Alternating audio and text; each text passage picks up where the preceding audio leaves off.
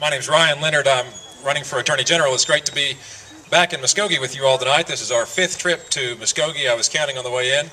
In this campaign, we have been crisscrossing the state, talking about the critically important issues that will face the next Attorney General of Oklahoma. As you heard earlier, we have not had a new Attorney General in 16 years. I'm a former state prosecutor. I also spent 4 years working for former Senator Don Nichols in Washington, D.C. Senator Nichols has endorsed me in this race. This is a critically important position. We've got a very serious methamphetamine problem in this state, and not just in Muskogee County. It's all over the state. It's almost more of a rural problem than an urban problem.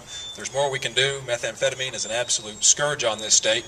My wife Carrie and I have 3 young kids, and frankly, of all the things I worry about as a parent, drugs is the worst, and I will do everything I can to get meth off our streets and out of our schools and out of our communities.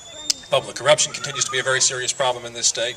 In my opinion, nothing violates the people's confidence in their elected officials more than those who violate the public trust, and when you do, you need to be vigorously prosecuted, and that is what I will do as the Attorney General.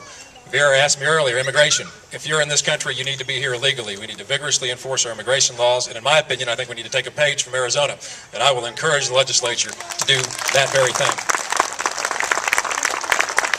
And finally, over the course of the last year and a half, it's become very clear to me, and I think all of us here, which is I think why we're all here tonight, that we are in a battle for the heart and soul of this country.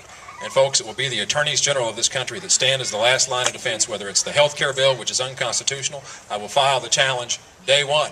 Oklahoma needs to engage in that lawsuit. We need to lead the charge.